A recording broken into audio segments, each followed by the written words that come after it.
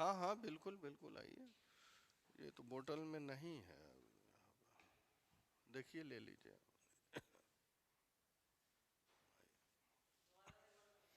जी sir जी, एक बार link दीजिए फिर।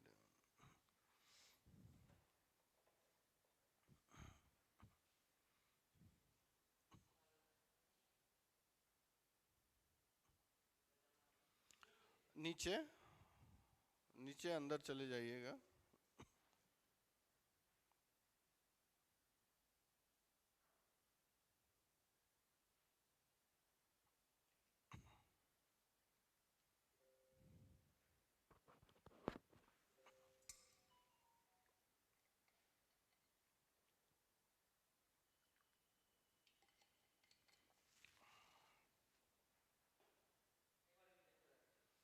लिंक इसी पे है सर।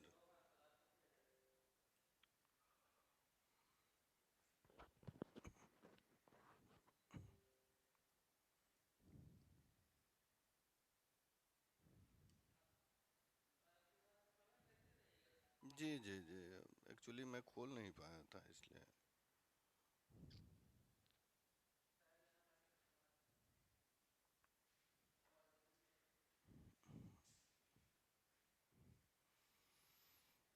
Hello, good morning. जितने बच्चे ऑनलाइन हैं मेरी आवाज़ सुन पा रहे हैं? मेरी आवाज़ अगर सुन पा रहे हैं तो आप बताएं। मेरी आवाज़ क्लियर सुन पा रहे हैं तो आप मुझे बताएं, ताकि मैं सेशन स्टार्ट कर सकूं, आगे बढ़ सकूं। मेरी आवाज़ आ रही है आप लोगों के पास?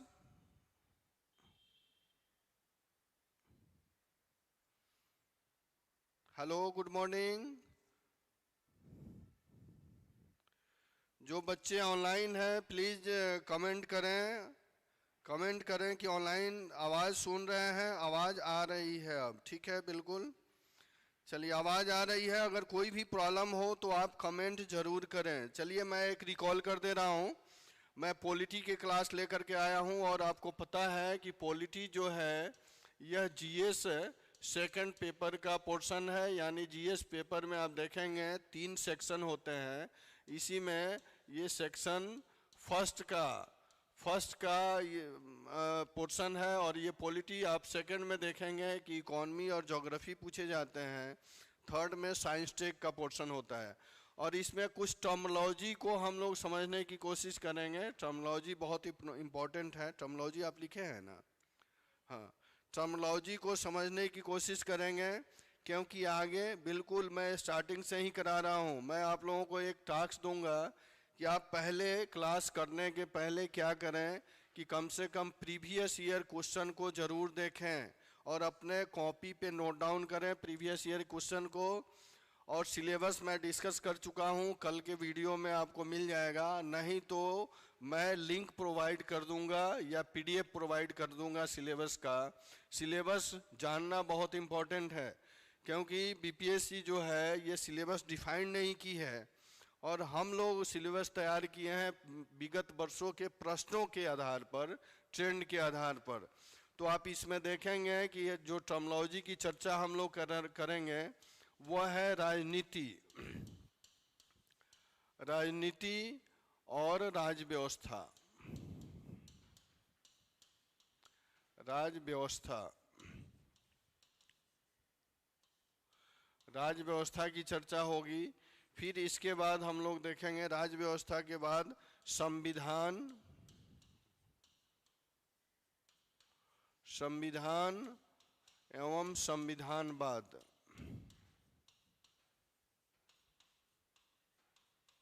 संविधान और संविधानवाद की चर्चा होगी। फिर देखेंगे संप्रभुता, संप्रभुता। इसके बाद समाजवाद,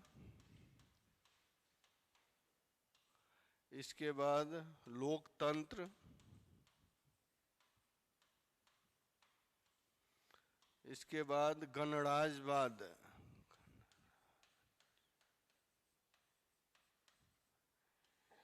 इन सब टर्मोलॉजी की चर्चा हम लोग करेंगे, इसको डिस्कस करेंगे, क्योंकि जो सेक्शन मैं स्टार्ट कर रहा हूँ उसमें यहाँ वो उस सेक्शन में ये सारे चीज़ें आएंगे। सारे टर्मिनोलॉजी पूछे जाएंगे, इसलिए क्रमिक रूप से जहाँ जिस चीज़ की ज़रूरत होगी उसको हम लोग देखेंगे। बिल्कुल। चलिए मैं स्टार्ट से ही कर रहा हूँ। ये प्रारंभिक क्लास है और यहीं से हमने शुरू किया था। और एक यहाँ पर आप देख लेंगे पंथ निरपेक्ष। पंथ निरपेक्ष, इन सब चीज़ों की हम लोग चर्चा करेंगे, क्योंकि ये सारे टर्मिनोलॉजी हमेशा यूज होंगे। बहुत बार हुआ है कि आप देखेंगे कि यहाँ से डायरेक्ट प्रश्न बन गया है, संविधानवाद से प्रश्न बना हुआ है, लोकतंत्र से प्रश्न बना हुआ है, पंथ निरपेक्ष से प्रश्न डायरेक्ट बन गए हैं। तो कभी कभी ऐसे होते हैं कि डायरेक्ट प्रश्न बन जाते हैं, इसको हम लोग समझने की कोशिश करेंगे। चलिए आगे बढ़ते हैं, आगे बढ़ते हैं जी।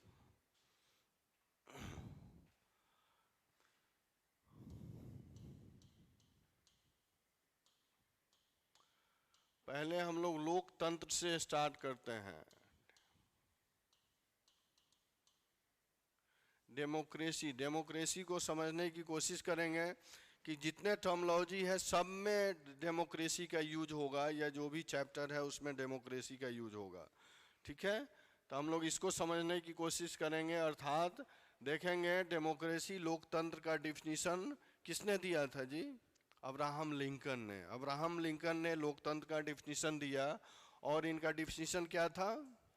जनता का, जनता के लिए, जनता के द्वारा नहीं, यानी of the people, of the people, for the people,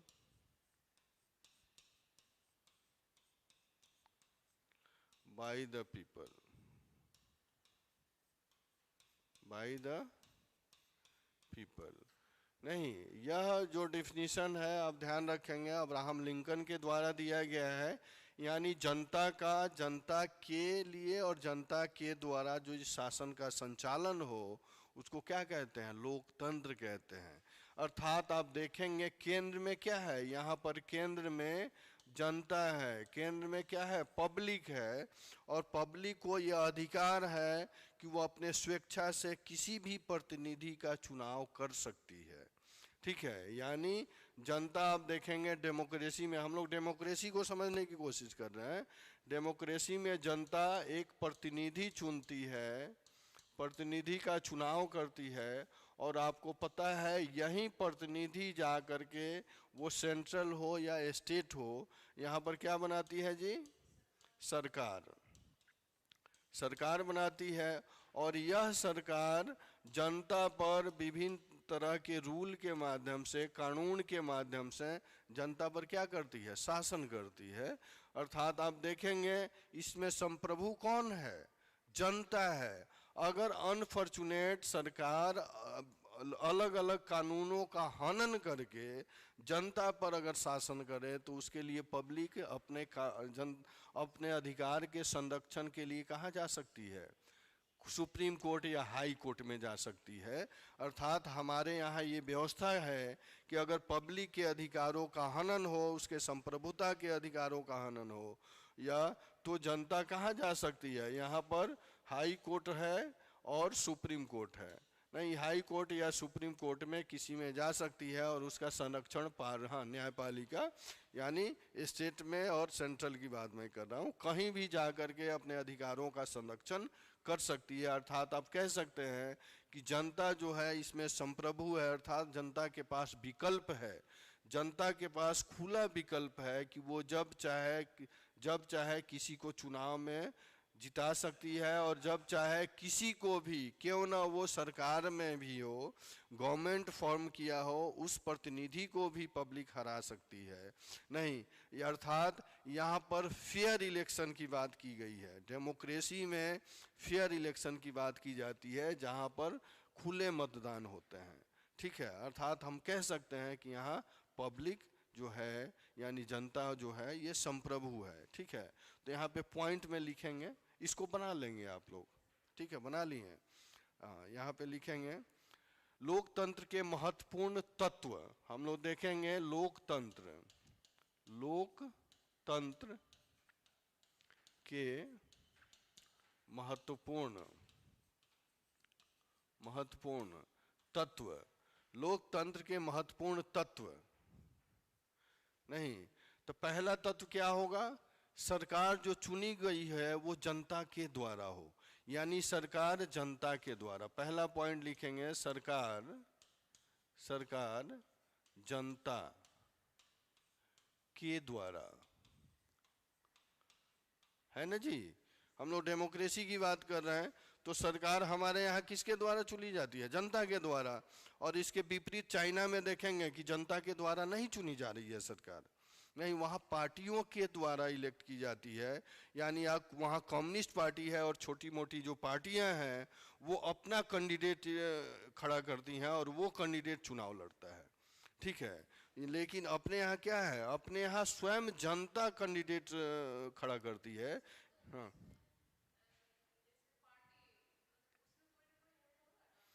हाँ बिल्कुल, वो सब समूह होते हैं ना, तो उसमें एक एक समिति होती है और वो एक पब्लिक को इलेक्ट करती है, एक अपने समिति के, अपने समूह के लोगों में से, ठीक है। जैसे हम लोग एक यहाँ राज्यसभा का चुनाव होता है ना, तो राज्यसभा का चुनाव जो कैंडिडेट हैं वो डायरेक्ट हम लोग नहीं कर सकते हैं, यही स्थिति वहाँ पर है। हमने लोकसभा का हम लोग प्रतिनिधि चुनते हैं, वो प्रतिनिधि अपना चुनाव करते हैं। लेकिन वहां पर क्या है, वो जनता प्रतिनिधि नहीं चुन रही है, पार्टी का गठन हो गया और पार्टी के लोग ही अपने में से इलेक्ट करते हैं। वो कहते हैं कि हाँ ये चुनाव लड़ेगा, ठीक है। वो डिप्यूट करते हैं किसी खास पर्सन को, खास व्यक्ति को। लेकिन अपने यहाँ क्या है? अपने यहाँ ये बात नहीं है। अपने यहाँ अगर पार्टी उसको टिकट नहीं दे रही है तो वो निर्दलीय चुनाव लड़ सकता है, ये व्यवस्था है यहाँ पे, है ना। अगर पार्टी, यहाँ भी वो व्यवस्था है, लेकिन पार्टी अगर नहीं दे रही है तो उसको अधिकार है, वो स्वैच्छिक अधिकार है कि वो खड़ा होकर के चुनाव लड़ सकता है और जीतता भी है। तो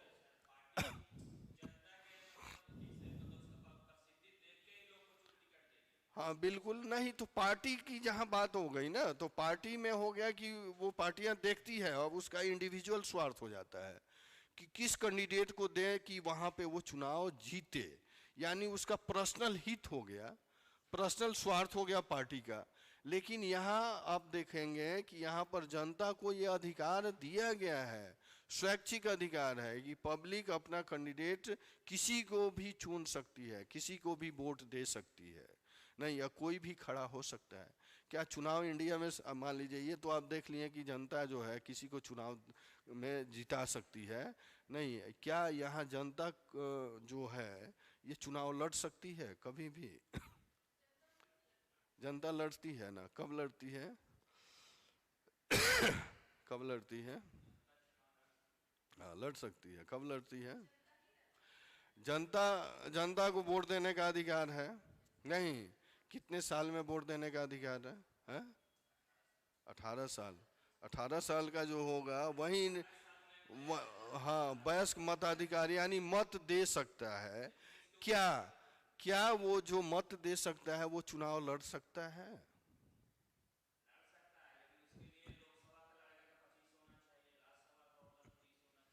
तो आपने कहा 18 साल में वयस्क मताधिकार है, तो जिसको मत देने का अधिकार है, वोट देने का अधिकार है, क्या वो व्यक्ति चुनाव लड़ सकता है? नहीं लड़ सकता है, नहीं। क्योंकि आप देखेंगे स्थानीय निकाय में पंचायत चुनाव में कितना है, 21 साल। ये आप ऐसे कह सकते हैं कि कोई भी व्यक्ति अगर क्राइटेरिया क्रॉस कर गया है, उम्र सीमा क्रॉस कर गया है, तो वो चुनाव लड़ सकता है। नहीं, अगर प्रश्न पूछा जाए कि क्या इंडिया में कोई भी व्यक्ति चुनाव लड़ सकता है, तो नहीं लड़ सकता है, जब तक वो एज क्राइटेरिया क्रॉस नहीं कर जाए। आपको वोट देने का अधिकार तो यहाँ मिल गया, लेकिन चुनाव लड़ने का अधिकार तो नहीं है जी, नहीं। अब यहाँ 21 साल है, 25 साल है, 30 साल है और 35 साल है। नहीं, इस एज ग्रुप को क्रॉस करेंगे तभी तो आप चुनाव लड़ेंगे, नहीं। लेकिन आपको चुनाव देने का अधिकार है, मत देने का अधिकार और कैंडिडेट चुनने का अधिकार है, ठीक है। यानी आप हाँ, और अगर आप एज क्राइटेरिया क्रॉस कर रहे हैं तो आप चुनाव लड़ भी सकते हैं, नहीं। अर्थात देखते हैं कि चाइना में ये अपोजिट है, तो कह सकते हैं सरकार जनता के द्वारा चुनी गई हो, नहीं, पहला शर्त ये है। दूसरा शर्त लिखेंगे यहाँ पे, दूसरा में अंतिम निर्णय, दूसरा शर्त होगा अंतिम, अंतिम निर्णय, निर्णय जनता के द्वारा,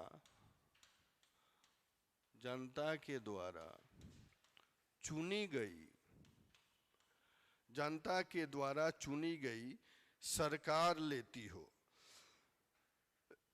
जनता के द्वारा चुनी गई सरकार लेती हो, अंतिम निर्णय। ठीक है, हम लोग डेमोक्रेसी की भी बात कर रहे हैं जी। इसमें क्या है, पहला शर्त आपको है कि सरकार क्या हो, जनता के द्वारा चुनी गई हो, और अंतिम निर्णय जो हो क्रियान्वयन का, उसका अंतिम निर्णय कौन लेता हो, सरकार लेता हो, और वो सरकार किसके द्वारा चुनी गई हो, जनता के द्वारा, नहीं जनता के द्वारा। तीसरा आप कह सकते हैं कि तीसरा शर्त ये है कि free, free and fair election. Free and fair election, इसको समझेंगे बाबू तब लिखेंगे। Free and fair election, free का अर्थ क्या हुआ, फेयर का अर्थ क्या हुआ? फ्री का अर्थ हो गया कि यहाँ पर यह व्यवस्था है, यह विकल्प है जनता को, यानी खुला विकल्प है कि जनता जब भी चाहे किसी व्यक्ति को चुनाव में जिता सकती है या किसी को खड़ा कर सकती है, यानी फ्री है, कोई बाध्यता नहीं है, कोई प्रतिबंध नहीं है। अब फेयर का अर्थ क्या है कि जब चाहे किसी व्यक्ति को जिता सकती है, क्यों ना वो सरकार में हो। नहीं, यहाँ पे देखते हैं बहुत बार ऐसा होता है, जो सरकार में होता है वो टेक्निकली कोई प्रॉब्लम क्रिएट करके अपना कैंडिडेट जिता लेता है। नहीं, लेकिन ये क्या है, ये अनलीगल है, अनलीगल वाली बात है। लेकिन लीगली देखा जाए तो लीगली यह अधिकार है, यह क्षमता है कि इलेक्शन के द्वारा, चुनाव के द्वारा कोई भी व्यक्ति किसी भी व्यक्ति को, वह व्यक्ति क्यों ना सरकार में हो, उसको भी हरा सकता है। उसको फेयर इलेक्शन कहते हैं, यही फ्री और फेयर इलेक्शन। और इसके बाद ये रेगुलर इंटरवल पे होना चाहिए। लोकतंत्र की हम लोग बात कर रहे हैं, लोकतंत्र में फ्री एंड फेयर इलेक्शन हो, और इसके यहाँ, इसके अलावा ये इलेक्शन जो हो ये regular, regular interval. Regular interval का अर्थ समझ रहे हैं? ऐसा नहीं कि 25 साल 30 साल पर इलेक्शन हो रहा है तो उसको आप कहेंगे डेमोक्रेसी, नहीं कहेंगे। रेगुलर इंटरवल का अर्थ होता है कि हर एक 4 साल 5 साल के बाद इलेक्शन हो जाना चाहिए, उसको हम लोग लोकतंत्र कहेंगे। नहीं तो तीसरा कंपोनेंट क्या होगा, फ्री एंड फेयर इलेक्शन, और वो इलेक्शन जो हो रेगुलर इंटरवल पे हो, नहीं यानी निश्चित समय पर हो, नियमित रूप से है, हाँ नियमित रूप से निश्चित समय पर हो, यानी जो टेन्योर है 4 साल 5 साल का, उस टेन्योर पर इलेक्शन हो जाना चाहिए। ठीक है जी, ठीक है। उसके बाद देखेंगे सरकार का सारा कार्य कानून के द्वारा निर्धारित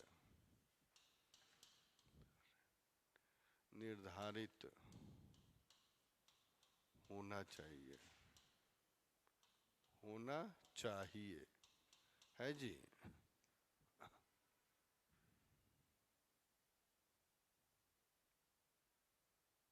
सर कैमरा में ना आ रहा है, कैमरा ऑफ है क्या,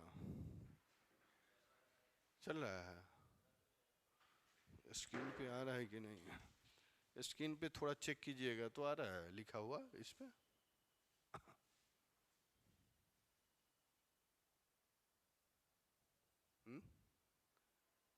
रिप्लाई आ रहा है, ये लिखा हुआ दिख रहा है कि नहीं? नहीं दिख रहा है ना? एक बार थोड़ा बोल दीजिए ना। हाँ हाँ नीचे थोड़ा, ये सर कैमरा में नहीं आ रहा है पूरा।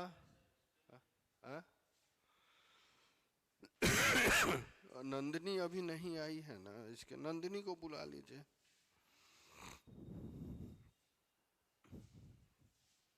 कैमरा में तो है, डिस्प्ले नहीं है। तो यहाँ समझ रहे हैं बाबू? नहीं, फ्री एंड फेयर इलेक्शन बहुत इंपॉर्टेंट फैक्टर है। नहीं, फ्री और फेयर इलेक्शन है यानी विकल्प है जनता को। नहीं, उसके बाद रेगुलर इंटरवल पे कोई भी चुनाव जो है, ऐसा नहीं है कि अगर 25 साल 30 साल पे चुनाव हो रहा है तो उसको डेमोक्रेसी नहीं कहेंगे।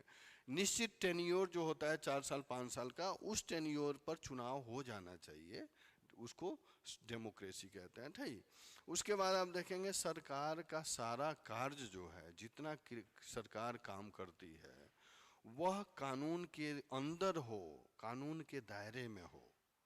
नहीं, अगर कानून के दायरे में नहीं होगा तो उसको डेमोक्रेसी नहीं, डिक्टेटरशिप कहेंगे, समझे? मोनोपोली कहेंगे, तानाशाही व्यवस्था कहेंगे, ध्यान रखें। हाँ, राजतंत्रीय व्यवस्था में, राजतंत्र में राजा के द्वारा निर्धारित होता है, लेकिन डेमोक्रेसी में कानून बना हुआ है। कानून विधायिका बनाती है, कार्यपालिका बनाती है, नहीं, उसके कानून के अंदर यह शासन होना चाहिए। सर वो डिस्प्ले नहीं आ रहा है, बच्चों का कमेंट आ रहा है।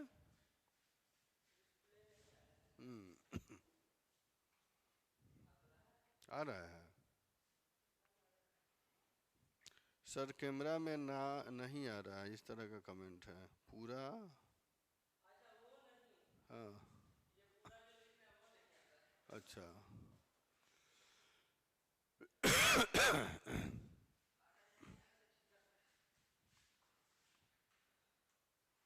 आवाज आ रहा है स्टार्टिंग से, ठीक है। साउंड बहुत कम आ रहा है, साउंड भी कम आ रहा है क्या?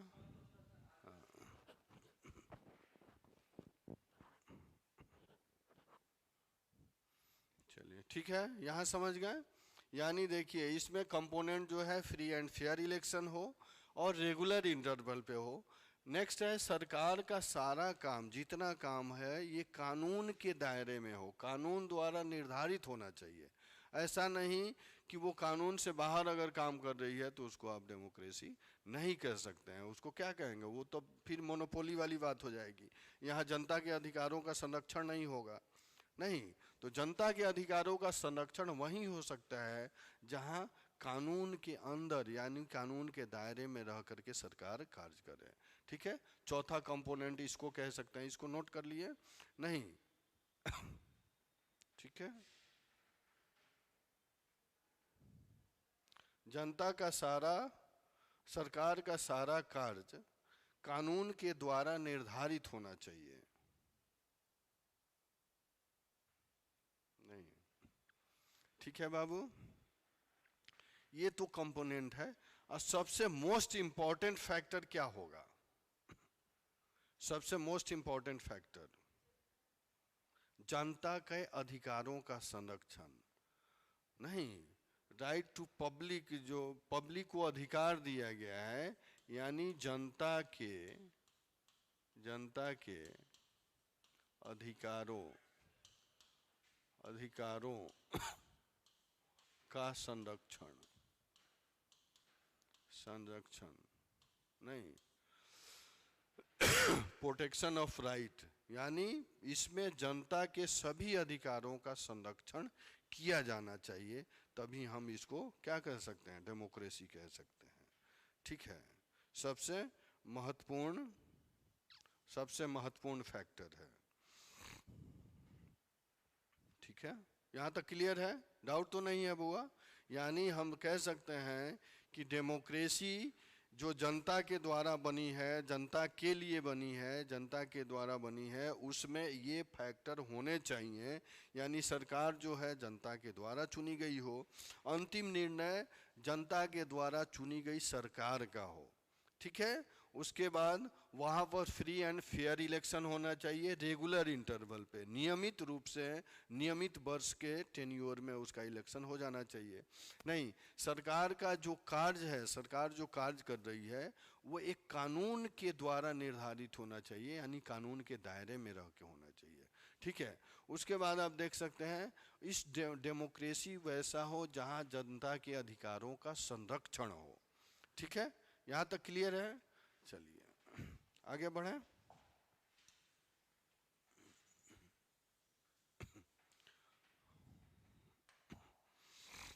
अब यहां देखेंगे बुआ कि डेमोक्रेसी के केंद्र में कौन है? पब्लिक। पब्लिक है, यहाँ पब्लिक है, ठीक है, पब्लिक है। और सरकार क्या कर रही है? सरकार जो है ये जनता के अधिकारों का संरक्षण कर रही है। किसका कर रही है जी? अधिकार।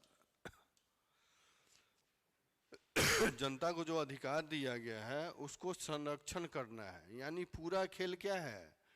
केंद्र में क्या है? पब्लिक है। अब पब्लिक के इर्द गिर्द ही पूरी व्यवस्थाएं घूम रही है, ठीक है। और ये अधिकार क्या है? मौलिक अधिकार। मौलिक अधिकार है। और ये अधिकार जनता का जो अधिकार दिया गया है, इसके लिए यहाँ पर देखेंगे कि यहाँ पर डीपीएसपी की व्यवस्था की गई है।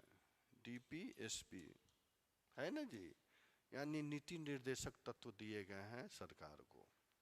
नहीं, जनता के अधिकार हैं और इस अधिकार को कैसे कब लागू करना है इसका निर्देशन क्या है? डीपीएसपी में।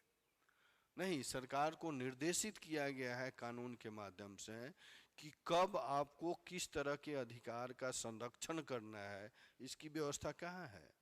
डीपीएसपी में की गई है, ठीक है। डीपीएसपी में इसकी व्यवस्था की गई है। यहाँ तक क्लियर है? यहाँ तक क्लियर है जी? जहाँ डाउट हो वहाँ बताइए। सपोज कीजिए जो सरकार है इसके नीति निर्देशक तत्वों के वो पालन नहीं करती है, जनता के अधिकार का हनन करती है, नहीं तो जनता ये जो है आप देखेंगे यहाँ पर ये डीपीएसपी का कार्य कौन करता है? विधायिका और कार्यपालिका। विधायिका, कार्यपालिका। कार्यपालिका कानून बनाती है जी? नहीं। और इसके निर्देशन पर डीपीएसपी में नीति निर्देशक तत्व में जो निर्देश दिए गए हैं उनके आधार पर विधायिका और कार्यपालिका कानून बनाती है और उस कानून के माध्यम से जनता पे शासन करती है। और उस कानून में ये ध्यान रखा जाता है कि जनता के अधिकारों का क्या हो? हनन ना हो, हनन ना हो, ठीक है। यानी क्या है? पूरा खेल किसके लिए है? जनता के लिए। समझेंगे? की पॉइंट है, पूरा खेल डेमोक्रेसी में जनता है। जनता के अधिकारों को कैसे पालन करना है इसका निर्देश कहाँ है? नीति निर्देशक तत्व में। नहीं, और नीति निर्देशक तत्वों के आधार पर कैसे अधिकारों का पालन करना है उसके लिए कार्यपालिका और विधायिका क्या है? कानून बनाती है। अगर कार्यपालिका और विधायिका नीति निर्देशक तत्वों के आधार पर कानून नहीं बनाए और वो जनता के अधिकारों का हनन हो तो जनता कहाँ जा सकती है? हाई कोर्ट और सुप्रीम कोर्ट में। ये व्यवस्था यहाँ की गई है। अर्थात पूरा खेल जनता के लिए है। नहीं, अगर यह कानून इसके निर्देशन पर नहीं बना, अधिकारों का हनन हुआ तो जनता कहाँ जा सकती है? सुप्रीम कोर्ट और हाई कोर्ट में। और इसी का इन सब चीज़ों की चर्चा कहाँ मिलती है? प्रस्तावना में। समझ में आ गया? पूरा खेल यही है जी। पर ये क्या हो गया? ये कॉन्स्टिट्यूशन का फ्रेमवर्क हो गया। से फ्रेमवर्क हो गया बुआ। कुछ समझ में आ रहा है? टोटल यही है। अगर इसको समझ गए तो आप समझिए पूरा समझ गए। कॉन्स्टिट्यूशन का फ्रेमवर्क हो गया। देखिए कैसे लिंक हो रहा है, लिंक को पकड़ना है। लिंक अप जब पकड़ जाएंगे तब क्वेश्चन को आप समझेंगे। और आजकल का क्वेश्चन इसी तरह पूछ रहा है, अप्लाइड पूछ रहा है। तो आप पहले क्या करेंगे? क्वेश्चन को आप जरूर इकट्ठा करेंगे। नहीं, अर्थात हम लोग लोकतंत्र को पढ़ रहे हैं। लोकतंत्र में सबसे प्रमुख क्या है? जनता का अधिकार, पब्लिक का राइट है।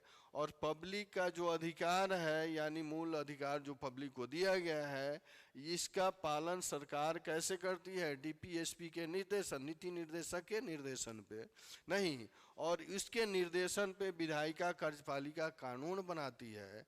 अगर उस कानून के आधार पर इसके अधिकारों का हनन हो, अगर वो कानून अधिकारों के विपरीत हो, तो पब्लिक कहाँ जाएगी प्रोटेक्शन के लिए? सुप्रीम कोर्ट और हाई कोर्ट में अपने अधिकारों के संरक्षण के लिए जाएगी, प्रोटेक्शन के लिए जाएगी। और इन्हीं सभी चीज़ों की चर्चा आपको प्रस्तावना में है, उद्देशिका में है नहीं। उद्देशिका क्या है? संविधान की कुंजी कहते हैं ना जी। यानी ये सारी चीज़ें, अर्थात आप कह सकते हैं कॉन्स्टिट्यूशनल फ्रेमवर्क इसको कह सकते हैं। संविधान का जो नॉर्म फ्रेमवर्क है, यही सब निर्देशित करता है जिसकी चर्चा हम प्रस्तावना में करेंगे नहीं। और यही तो सिलेबस है आपका। प्रस्तावना में क्या पढ़ना है? इन सब चीज़ों को पढ़ना है, ठीक है। और उसके बाद सबको इंडिविजुअल पढ़ना है, इसको इंडिविजुअल पढ़ना है, इसको इंडिविजुअल पढ़ना है ना जी। एक ही फ्रेमवर्क में सारे टॉपिक आ गए, तो एक थोड़ा बना लीजिए इस तरह का कि हाईलाइट होगा आपको नहीं है ना। ये इसकी चर्चा कहाँ किया गया? भाग 3 में। और इसकी चर्चा कहाँ है? भाग 4 में, है ना जी।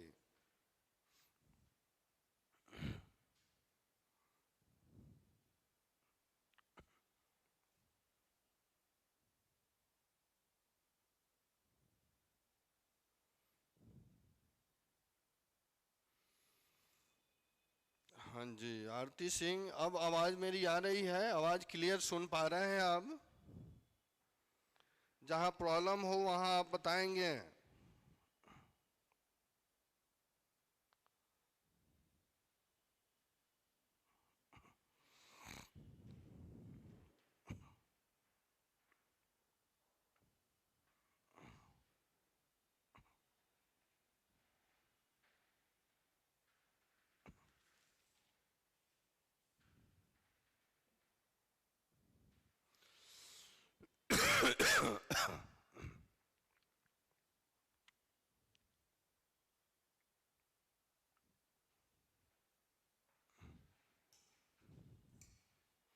फिर फ्रेमवर्क समझ में आया ना?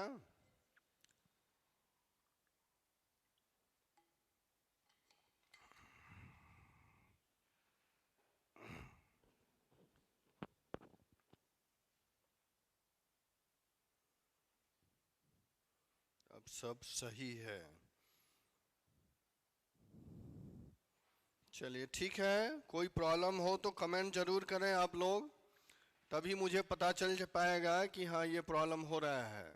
ठीक है, मैं समझाने की कोशिश कर रहा हूँ कॉन्स्टिट्यूशनल फ्रेमवर्क का जो प्राथमिक फ्रेमवर्क है। अगर इसको आप समझ गए हैं तो ओके करें, ताकि मैं क्लास आगे बढ़ा सकूं।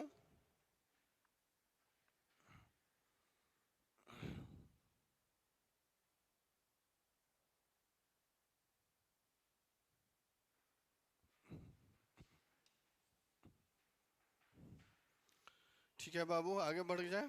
चलिए, एक आप हेडिंग बनाया है लोकतंत्र। हम लोग लोकतंत्र को समझने की कोशिश कर रहे हैं, तो इसमें थोड़ा आप लिख लें, तभी आपको पता चलेगा। नहीं, इसमें लिखें लोकतंत्र। लोकतंत्र यानी डेमोक्रेसी। लोकतंत्र एक राजनीति व्यवस्था है, एक राजनीतिक, लोकतंत्र एक राजनीतिक व्यवस्था है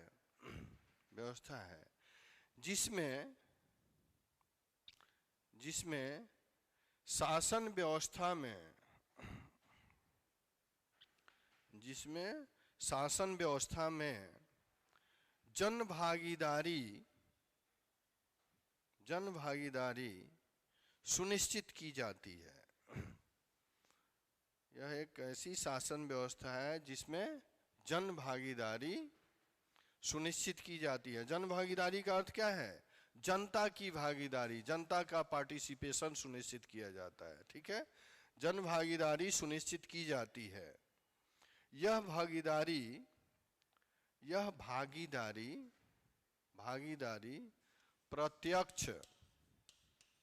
प्रत्यक्ष और अप्रत्यक्ष, यह भागीदारी प्रत्यक्ष और अप्रत्यक्ष होती है। आप देख रहे हैं बुआ, यहाँ समझेंगे प्रत्यक्ष कैसे? जब हम लोकसभा चुनाव करते हैं, नहीं, लोकसभा का चुनाव करते हैं, प्रतिनिधि चुनते हैं, और अप्रत्यक्ष जब राज्यसभा का विधान परिषद का चुनाव करते हैं। प्रतिनिधि, हमने डायरेक्ट प्रतिनिधि चुन दिया और वो प्रतिनिधि अपने प्रतिनिधि को चुनते हैं। यानी डेमोक्रेसी में क्या है, जन भागीदारी है, यहाँ पर डायरेक्ट और इनडायरेक्ट दोनों तरह से है। इसलिए आप कह सकते हैं कि लोकतंत्र भारत में क्या है, डायरेक्ट और इनडायरेक्ट दोनों तरह का है। ठीक है, चलिए आगे लिखे। इसी आधार पर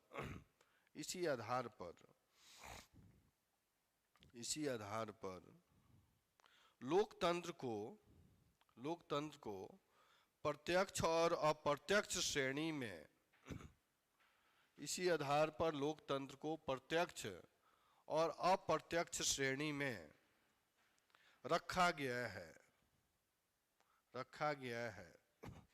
प्रत्यक्ष और अप्रत्यक्ष श्रेणी में रखा गया है।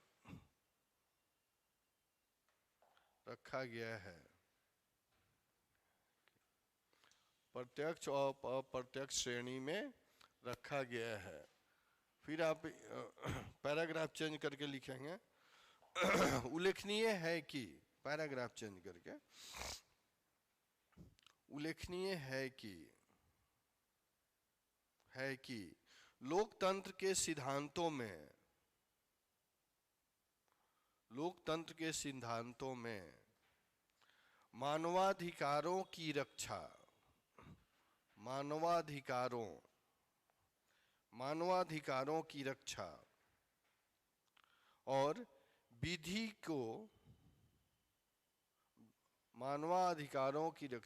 विधि की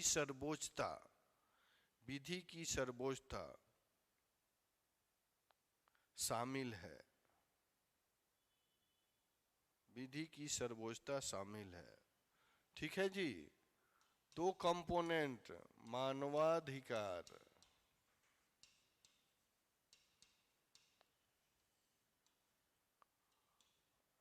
ठीक है, मानवाधिकार कौन है? यही मौलिक अधिकार, यानी मानव को, जनता को जो अधिकार दिए गए हैं, ये लोकतंत्र में सर्वोपरि है, जनता के अधिकार। और उस जनता का अधिकार के साथ साथ विधि की सर्वोच्चता, हाई कोर्ट, सुप्रीम कोर्ट, इसमें सर्वोपरि है लोकतंत्र में। नहीं, क्योंकि यहाँ विधायिका कार्यपालिका भी जा रही है और जनता भी जा रहा है, यानी जनता के अधिकारों का हनन हो रहा है, तो कहाँ जा रहा है? न्यायपालिका के पास जा रहा है। यानी दोनों की सर्वोच्चता सुनिश्चित की गई है लोकतंत्र वाली व्यवस्था में। ठीक है, आगे लिखेंगे इसमें। कई अवसरों पर यह भी कहा जाता है कि लोकतंत्र एक आदर्श, कई अवसरों पर यह भी कहा जाता है कि लोकतंत्र एक आदर्श और एक लक्ष्य भी है। लोकतंत्र एक आदर्श और एक लक्ष्य भी है।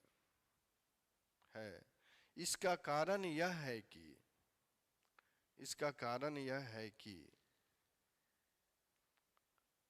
यह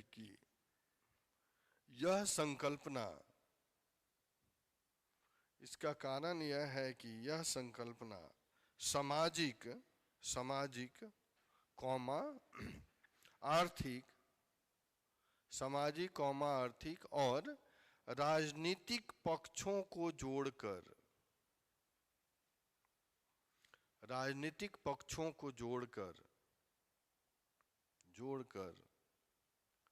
विकास को दिशा देती है। क्लियर है? सामाजिक, आर्थिक और राजनीतिक पक्षों को जोड़कर विकास को दिशा देती है। नहीं, पूर्ण विराम। अधिकारों की रक्षा, आगे लिखेंगे, अधिकारों की रक्षा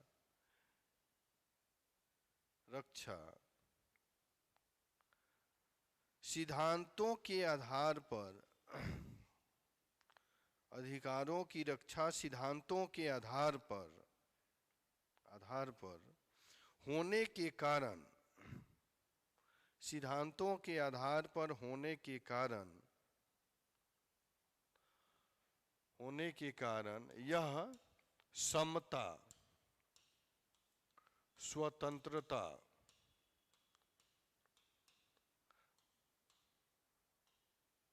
बंधुता,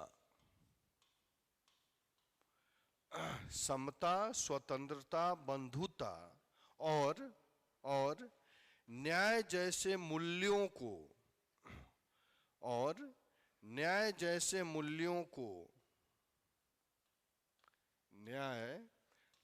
मूल्यों को समर्थन देती है। अधिकारों की रक्षा के क्रम में, आगे अधिकारों की रक्षा के क्रम में यह सिविल समाज यानी सभ्य समाज, ठीक है, सिविल समाज ब्रैकेट में सभ्य लिख लेंगे, सभ्य समाज जैसी अवधारणा को मजबूत, सभ्य समाज जैसी अवधारणा को मजबूत आधार प्रदान करती है, मजबूत आधार प्रदान करती है। स्पष्टतः लोकतंत्र के मूल उद्देश्यों को लोकतंत्र के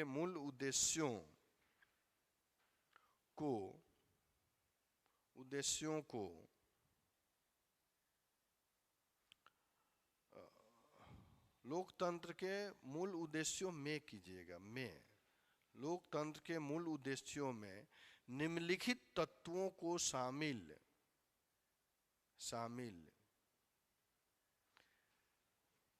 किया जा सकता है, निम्नलिखित तत्वों को शामिल किया जा सकता है, ठीक है, शामिल किया जा सकता है।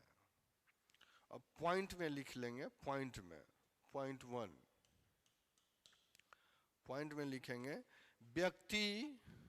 व्यक्तिगत स्तर पर, पहला पॉइंट, व्यक्तिगत स्तर पर मूलाधिकारों यानी मूल अधिकार, व्यक्तिगत स्तर पर मूलाधिकारों और व्यक्ति की मानवीय गरिमा, मूल अधिकारों और व्यक्ति की मानवीय गरिमा, मानवीय गरिमा का अर्थ समझ रहे हैं? निजता का अधिकार नहीं, उसको अपने अधिकारों का प्रोटेक्शन होना चाहिए, नहीं, इसमें राइट टू फूड आ जाता है, राइट टू लिटरेसी आ जाता है, राइट टू फ्रीडम आ जाता है, नहीं, राइट टू स्पीक आ जाता है, ये सब इसी से गरिमा से जुड़े हुए हैं। यानी राइट टू लाइफ आ जाता है, राइट टू फूड बहुत इंपॉर्टेंट फैक्टर है, आजकल राइज हो रहा है, ये सब मानव के अधिकार हैं, ये नैसर्गिक अधिकार है, नहीं, उस अधिकार का संरक्षण जहाँ पे हो वो उसी को हम लोग लोकतंत्र कहते हैं, ठीक है। दूसरा पॉइंट लिखेंगे यहाँ पर, सामाजिक न्याय की उपलब्धता। पहला, व्यक्तिगत स्तर पर मूल अधिकारों और व्यक्ति की मानवीय गरिमा या प्रतिष्ठा कह सकते हैं, नहीं क्या, हाँ, व्यक्ति के मानवीय गरिमा का संरक्षण, मानवीय गरिमा का संरक्षण, नहीं, मानवीय गरिमा यानी मानवीय प्रतिष्ठा जो मानव के नैसर्गिक अधिकार है उसका संरक्षण होना चाहिए, ठीक है। दूसरा पॉइंट लिखेंगे, सामाजिक न्याय की उपलब्धता। सामाजिक न्याय की उपलब्धता, सामाजिक न्याय क्या है? समता, बंधुता, भाईचारा, न्याय, ये सब उपलब्ध हो, सामाजिक न्याय की उपलब्धता। तीसरा में लिखेंगे, सामुदायिक स्तर पर सामाजिक आर्थिक विकास, सामुदायिक स्तर पर सामाजिक आर्थिक विकास। इसमें एग्जाम्पल में क्या रख सकते हैं, कैसे कह सकते हैं? सामुदायिक स्तर पर सामाजिक आर्थिक विकास, मनरेगा को देख सकते हैं। मनरेगा क्या है? ये सामुदायिक स्तर पर आर्थिक विकास ही किया जा रहा है गवर्नमेंट के द्वारा, नहीं, यह डेमोक्रेसी का कंपोनेंट मेन है, नहीं, जिसमें सबका, यानी जो निम्न वर्ग के लोग हैं, यानी जो मुख्य धारा से कटे हुए हैं, उनका भी विकास सुनिश्चित किया जाए। ठीक है, नेक्स्ट पॉइंट, सामाजिक कौमा सांस्कृतिक, सामाजिक कौमा सांस्कृतिक एकीकरण, एकीकरण, सामाजिक कौमा सांस्कृतिक एकीकरण। ठीक है, नेक्स्ट, अर्थात आप इसको कैसे कह सकते हैं, हमारी परंपरा रही है, हमारी सभ्यता रही है कि हम सामाजिक एकीकरण के लिए राष्ट्र में ही नहीं विश्व में भी जाने जाते हैं। यूनिटी, एकीकरण, वही ना, एकीकरण करने की व्यवस्था, यानी इसमें हमारा देश क्या है, विविधता वाला देश है, बहुभाषीय है, बहुसांप्रदायिक है, लेकिन उसमें भी एकीकरण वाली व्यवस्था संविधान में सुनिश्चित है। क्यों सुनिश्चित है? क्योंकि ये हमारे परंपरा में रहा है, हमारी संस्कृति में रहा है। और इसको आप ऐसे देख सकते हैं कि यह परंपरा अतीत से ही देखी जा सकती है, क्योंकि अतीत में जो भी विदेशी आए हैं, नहीं, आकर के यहीं के होके रह गए हैं, समझ गए ना, जितने आक्रमणकारी आए आप देखेंगे 9वीं और 10वीं शताब्दी से हैं, नहीं, जब मुस्लिमों का आक्रमण हो रहा है तो आते हैं और यहाँ पर इस्लामिक संस्कृति का विकास करते हैं, यानी इंडो इस्लामिक संस्कृति का विकास हो रहा है। ये क्या है? समन्वय ही तो है, एकीकरण ही तो है, नहीं, यानी वो आ करके हमारे में समाहित हो गए, क्योंकि हम वसुधैव कुटुंबकम के रास्ते पर चलते हैं, अतिथि देवो भव के रास्ते पर चलते हैं। इसलिए एंशिएंट काल से लेकर के जब भी देखेंगे, जब भी संस्कृतियाँ आई हैं, सब हमारी संस्कृति में मिलती गई हैं, क्योंकि हमारी परंपरा ही है एकीकरण की। अनफॉर्चुनेट जो ईस्ट इंडिया कंपनी थी या यूरोपीय थे, ये नहीं मिल पाए, इनका नेचर कुछ अलग था, नहीं, इनका नेचर था, ये व्यापार के उद्देश्य से आए, लेकिन इनका उद्देश्य बदल गया ना जी, शोषण की प्रवृत्ति हो गई, शासन की प्रवृत्ति हो गई, नहीं। और इन्होंने, जैसे इसके बाद देखेंगे, इसके पहले देखेंगे, जितने हून, ईरान, शक, कुषाण जो भी हैं, या आपको अरब आए, मुगल आए, सब तो यहीं के होके रह गए, नहीं, लेकिन ये सब देखेंगे, पुर्तगाली कुछ हद तक नहीं, उसमें भी स्वार्थ था। पुर्तगालियों ने प्रमोट किया अपने लोगों को कि भारतीयों से तुम शादी करो, भारतीय महिलाओं से, इसलिए किया कि यहाँ पर हम अपना संख्या बढ़ा सकें, नहीं, तो उसको कुछ हद तक नहीं कह सकते हैं। जितने यूरोपीय थे, सबका निजी स्वार्थ था, वो यहाँ के हो नहीं पाए। यहाँ उल्टे पहले देखेंगे ये भारत का आर्थिक शोषण किए, आर्थिक शोषण के बाद स्टार्टिंग में आप देखेंगे 1772 ईस्वी के बाद, नहीं, जब प्लासी और बक्सर का युद्ध हो जा रहा है, तो इसके बाद ये आर्थिक शोषण कर रहे हैं 1857 ईस्वी तक कर रहे हैं ना जी, नहीं। और इसके बाद आप देखेंगे राजनीतिक शोषण कर रहे हैं, जब पूरे रियासत को एक क्रिकेट मैच के तरह जीत गए, तो राजनीतिक शोषण ही हुआ ना। और उसके बाद सांस्कृतिक शोषण भी उन्होंने किया, यानी अपने धर्म की प्रमुखता को यहाँ पे आरोपित किया, जैसे ईसाई मिशनरियों को दे सकते हैं। हाँ, तो वही है ना, यहाँ पर देखें, यहाँ ये सब देखेंगे कि ये सब आर्थिक शोषण है। जब बंगाल में वो नवाब को बैठाते हैं, तो नवाब को क्यों बैठाते हैं? अपने स्वार्थ के लिए, किंग मेकर का काम कर रहे हैं। जो पैसा उनको देता है उसको बैठाते हैं, जो नहीं देता है उसको हटा देते हैं, नहीं। जो स्थिति आप देखेंगे प्रवर्ती मुगल काल में किंग मेकर की, सैयद बंधुओं की ने चल रहा है, नहीं, उसी तरह ये देखेंगे। ये स्टार्टिंग में आर्थिक शोषण किए, राजनीतिक शोषण किए, फिर सांस्कृतिक शोषण भी इन्होंने किया, नहीं। सांस्कृतिक शोषण कह सकते हैं, धर्म को प्रत्यारोपित करके, बाजारवादी व्यवस्था को ला करके, नहीं, वही है। तो वो क्या कहते थे कि हम सभ्य थे। विश्व समुदाय से पूछा गया कि आप भारत का शोषण क्यों कर रहे हैं, भारत को उपनिवेश बना करके क्यों रख रहे हैं, क्योंकि वहाँ के लोग तो एवर हो रहे हैं, नहीं। अब 1850 के आसपास देखेंगे बहुत धार्मिक सामाजिक सुधार आंदोलन हुए, नहीं। तो इन्होंने विश्व समुदाय को बताया कि भारतीय जो हैं ये असभ्य हैं, इनको कुछ आता जाता नहीं है, हम उनको सभ्य बना रहे हैं, हम शिक्षित कर रहे हैं, हम आधुनिक बना रहे हैं। और आधुनिक बना रहा है, शिक्षित कर रहा है, इसके एवज में कुछ पैसा ले ही रहे हैं इनसे, तो हम बुरा क्या कर रहे हैं? ये मेंटेलिटी थी इनकी, ये चीज इनको बताते थे, समझ गए ना। लेकिन उनको ये पता नहीं था कि जहाँ आर्थिक और राजनीतिक शोषण आप कर रहे हैं, सामाजिक शोषण कर रहे हैं, वहाँ की सभ्यता संस्कृति एंशिएंट काल में ही डेवलप थी। नहीं, वैदिक संस्कृति देखिए, मानवीय गरिमा स्थापित होती है वैदिक काल में। वैदिक काल में जो हम मानवीय गरिमा की अभी बात कर रहे हैं लोकतंत्र में, इस मानवीय गरिमा को वैदिक काल का अर्थ है कि ऋग्वैदिक काल, ऋग्वैदिक काल में मानवीय गरिमा है कि नहीं? वहाँ पे नारी की प्रतिष्ठा है नहीं, वहाँ पर वर्ण व्यवस्था नहीं है, जातिवाद नहीं है। जो संस्थाएं अभी डेवलप है सभा लोकसभा और राज्यसभा के रूप में, इसका अस्तित्व तो वहीं से स्टार्ट होता है। नहीं, एक कुल के माध्यम से, कुल परिवार के माध्यम से परिवार विकसित होकर के ग्राम बनता है, ग्राम विकसित होकर के विश्व बनता है, विश्व विकसित होकर के जन बनता है। यानी ये जो संस्थाएं डेवलप हुई हैं, ये हमारे एंशिएंट काल में हुई हैं, और उसी संस्था पर तो विश्व चल रहा है। तो उनको ये पता नहीं था कि एंशिएंट काल में हमारे यहाँ थी नहीं। और उसके बाद आप देखेंगे कि मौर्य काल में अखंडता स्थापित हुई है, अखंड भारत का निर्माण हुआ है नहीं। आप देखेंगे ऋग्वैदिक काल में सबसे बड़ी संस्था कौन है? जन है। और आगे उत्तर वैदिक काल में जनपद हो रहा है, और जनपद को मिला करके महाजनपद बन रहा है, और सभी 16 महाजनपद को मिला करके अशोक के काल में, मौर्य काल में अखंड भारत का निर्माण हो रहा है।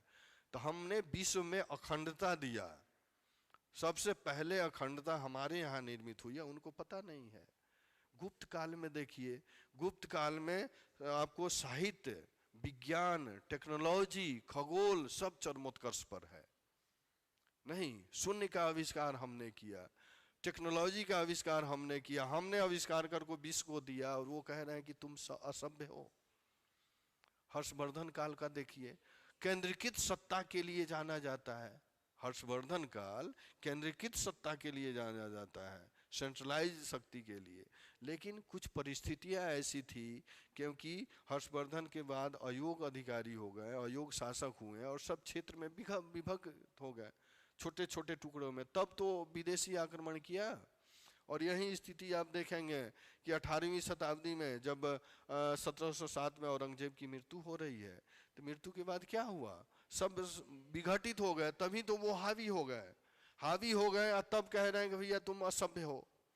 उनको ये पता नहीं है तुम्हारे यहाँ 15वीं शताब्दी में नवजागरण चेतना आई, नहीं, धार्मिक सामाजिक सुधार आंदोलन हुए, और हमारे यहाँ 6ठी शताब्दी में हो गई बौद्ध और जैन धर्म के रूप में नहीं। तो ये स्थिति पता नहीं है। उसी मानवीय गरिमा की स्थापना की बात कही जा रही है लोकतंत्र में, समझ गए ना। एक और नेक्स्ट पॉइंट लिखेंगे यहाँ पर, राष्ट्र के स्तर पर शांति एवं सुरक्षा की स्थापना नहीं। यह है ना जी, गवर्नमेंट का काम है, हमने गवर्नमेंट बनाया है, इसलिए कहा जाता है कि भाई हम मालिक हैं। वो लोग बैठे हैं ऊपर कह रहे हैं कि हम मालिक हैं, ये कभी मत समझिएगा। जनता मालिक है, और जनता की सुरक्षा करना, उनको शांति से अपना जीवन यापन करने देना आपका अधिकार है। और आप भी ध्यान रखेंगे, आप जब अधिकारी बनेंगे तो आप मालिक नहीं होंगे, आप जनता के नौकर होंगे नहीं, लोक सेवक होंगे। और आपको पब्लिक प्रोटेक्शन के लिए आपको अधिकार दिया गया है कि आप अपने स्तर पर कानून के दायरे में रह करके जनता का संरक्षण करें, जनता के अधिकारों का संरक्षण करें, समझ गए ना। ये जो लेजिस्लेटिव और ये कार्यपालिका विधायिका है, आप ही लोगों के माध्यम से ये जनता के अधिकारों का संरक्षण कराती है। अगर आप लोग थोड़ा इधर उधर करेंगे तो जनता सीधे आपके अगेंस्ट कहाँ जाएगी? न्यायपालिका में जाएगी नहीं। तो ये चीजें सब दी गई हैं। नेक्स्ट एक और राष्ट्र के स्तर पर शांति और सुरक्षा स्थापित करना। नेक्स्ट एंड लास्ट लिखेंगे, अंतर्राष्ट्रीय शांति के लिए एक उपयुक्त वातावरण का निर्माण करना। अंतर्राष्ट्रीय शांति के लिए एक उपयुक्त वातावरण का निर्माण करना। है ना जी? गवर्नमेंट का कार्य है, गवर्नमेंट का कार्य है ना अंतर्राष्ट्रीय शांति भी मुहैया कराए पब्लिक के लिए। नहीं, आंतरिक शांति तो मुहैया कराए ही, इसके साथ साथ अंतर्राष्ट्रीय शांति, यानी जो पड़ोसी राष्ट्र हैं वो भी हमारे पे अटैक न करें, हमारे अधिकारों का हनन नहीं करें। क्योंकि मुझे स्वैच्छिक अधिकार है भ्रमण करने का, हम भ्रमण कर सकते हैं, घूम सकते हैं, ये मेरा मानवीय अधिकार है। और उस मानवीय अधिकार का अगर कोई दूसरा हनन करता है तो उससे प्रोटेक्ट करने का अधिकार किसको है? हमारे सरकार को, क्योंकि हमने सरकार को दायित्व दिया है कि वो अधिकार का प्रोटेक्शन करे। क्लियर है जी? यही प्रश्न बन जाएगा। एक और छोटा सब हेडिंग बनाएंगे, भारत में लोकतंत्र के स्वरूप। ठीक है, एक हम लोग भारत में लोकतंत्र के स्वरूप, एक तो ओवरऑल हम लोग लोकतंत्र को समझे कि लोकतंत्र में क्या होता है, और भारत में लोकतंत्र के स्वरूप क्या? भारत में लोकतंत्र के स्वरूप। नहीं, अब इसको हम लोग 4 फैक्टर में देखेंगे क्रमिक रूप से। पहले देखेंगे, हम लोग चर्चा कर चुके हैं इसका, सामाजिक स्तर पर, सामाजिक नहीं, उसके बाद आर्थिक, आर्थिक सामाजिक आर्थिक लोकतंत्र, इसके बाद राजनीतिक, राजनीति, सामाजिक आर्थिक राजनीतिक नहीं, और इसके बाद एक और लोकतंत्र की स्थापना हमारे गांधी जी भी करके गए हैं जी। नहीं, और गांधी जी का लोकतंत्र कौन है जी? हाँ, उदारवादी नहीं उदारवादी लोकतंत्र। उदारवादी का लोकतंत्र का अर्थ है कि वो हमेशा क्या है? अहिंसा का समर्थन करते थे, और अहिंसा के समर्थन करते हुए वो कभी परहेज नहीं किए कि जरूरत पड़े तो हम हिंसक भी हो सकते हैं। नहीं, अहिंसा के समर्थक थे, लेकिन वो कहें कि भाई अब हम अहिंसक हैं, लेकिन आप ये नहीं समझिए कि हम ही हैं कि डू एंड डाई भी करा सकते हैं। नहीं, डू एंड डाई का भी वही वो करते थे, अर्थात जब आवश्यकता पड़े तब हम हिंसक भी हो सकते हैं। और ये परंपरा हमारे सभ्यता संस्कृति में भी रही है। अर्थात आप अशोक के समय देख सकते हैं, अशोक अहिंसक हो गया, लेकिन कलिंग युद्ध में वो बताया उत्तर पश्चिम वालों को कि आप ये नहीं समझिए कि हमने तलवार छोड़ दिया है। तलवार छोड़ दिया, लेकिन तलवार चलाना नहीं भूला। नहीं, इसलिए ये उदारवादी स्वरूप यहाँ लोकतंत्र में है। ये चारों स्वरूप जो है भारत के लोकतंत्र में विद्यमान है। यानी सामाजिक स्तर पर देखेंगे, वो मनरेगा का व्यवस्था करके, सामुदायिक रूप से विकास करके, हाँ, सेल्फ प्रोटेक्शन ग्रुप है। आर्थिक स्तर पे तो इन सब को हम लोग क्रमिक रूप से देखेंगे आगे। ठीक है, तो एक एक पॉइंट को हम लोग देखेंगे। ठीक है, शायद सर क्लास एक और लेंगे आप लोगों का, हिस्ट्री वाले। इसको हम लोग कल करें? हाँ, देखिए 1.5 घंटे की क्रमिक रूप से 2 क्लास होंगी, 3 घंटे की क्लास होगी, समझ गए ना? तो अभी तो हम लोग स्टार्ट किए हैं धीरे धीरे। अब शायद अभी ज्योग्राफी या हिस्ट्री की क्लास जो भी होगी आपको लगेगी, जीएस का ही, जीएस मेंस का ही। ठीक है, हाँ, सेकंड पेपर का ही। सेकंड पेपर में आप देखिए, सेकंड पेपर में है ना, इकोनॉमी है, ज्योग्राफी है, या तो इकोनॉमी ज्योग्राफी में कोई सब्जेक्ट अभी लग जाए, सर आ जाएंगे। ठीक है, यहाँ तक क्लियर है जी? चलिए तो बाबू इसको समझ जाएंगे। देखिए लोकतंत्र हमने समझाया ना, फ्रेमवर्क, ये समझ जाएंगे, पूरा सिलेबस इसी में है।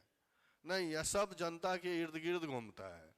इस तरह देखिए, और थोड़ा ध्यान रखिए, आप पढ़िए, मेरे क्लास में बोलना पड़ेगा आपको, क्योंकि यहीं से ट्रेनिंग होती है। अधिकारी देखते हैं